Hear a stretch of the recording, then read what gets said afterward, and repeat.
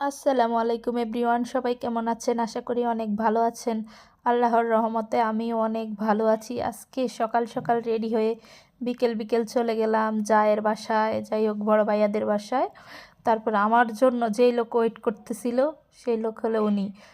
নিতে চাই নাই প্রথমে, বেচারা এত কান্নাকাটি করতেছিল, এত কান্নাকাটি মানে একদম না নিয়ে আর পারলাম না। আমার আবার একটু মন নরম, মানে দিল নরম।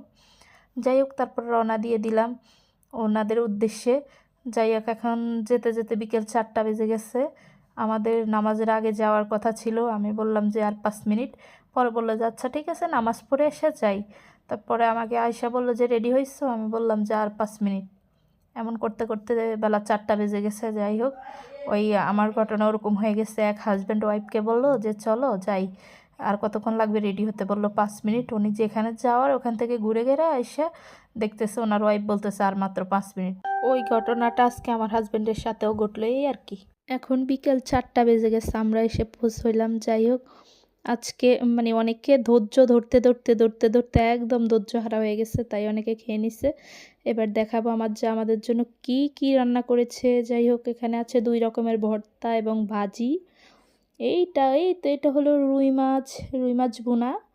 এইটা হলো রোস্টটা অনেক মজা হয়েছে। এখানে ডাল, এখানে হচ্ছে চালাদ। যাই হোক প্রত্যেকটা খাবার অনেক মজা হয়েছিল।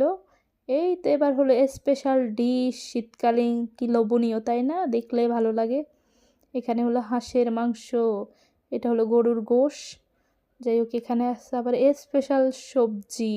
যাই হোক আমরা আবার হাঁসের মাংস দিয়ে চাপটি খেয়েছি, ওটা অবশ্য ভিডিও করা হয়নি। যাই হোক প্রত্যেকটা খাবার অনেক মজা হয়েছে। থ্যাংক ইউ সো মাচ ভাবি। আলহামদুলিল্লাহ খাবারগুলো এত মজা হয়েছে যেটা বাসায় প্রকাশ করার মতো না। সবাই ভালো থাকবেন, সুস্থ থাকবেন, আল্লাহ হাফেজ।